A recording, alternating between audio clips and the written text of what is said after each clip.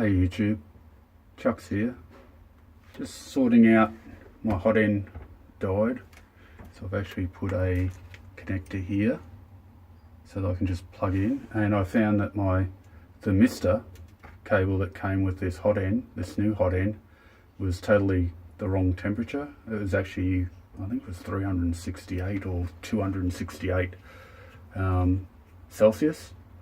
And I put some bullet connectors on the end of the power coming into the hot end so that it doesn't get hot, the wires won't get hot, but then I'll put these on.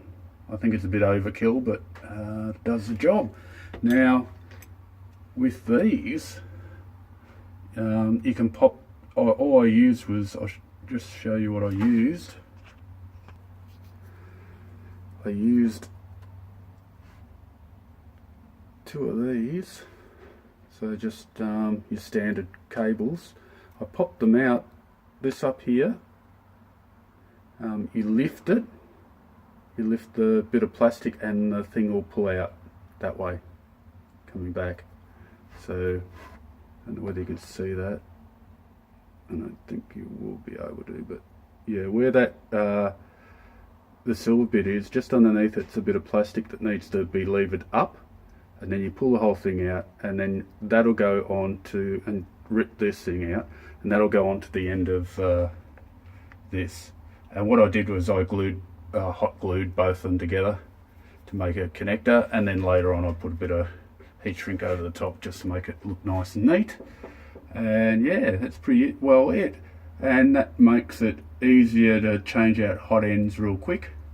So that's a quick and easy way to change your hot ends, especially if you're buying the cheap Chinese heads. They're only worth, like, I don't know, $9 Australian. I'd say they're about $6 American maybe, if that, or $5 American, depending on what they're selling them at. But yeah, they're okay, but they're not the best. So you just have to use what you can to change them out and put new ones in. So yeah, they're quite cheap. These connectors were probably, what, $5? Those two, and the other two, well, these came with it, so that was fine. And I had some of those hanging around.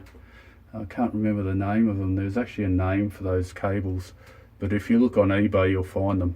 Anyway, that's it from me for the day. I hope you're all having a great day, and I'll catch up with you soon. The CR10 is starting to look a little bit more fancy and starting to look like it's going to be running again soon.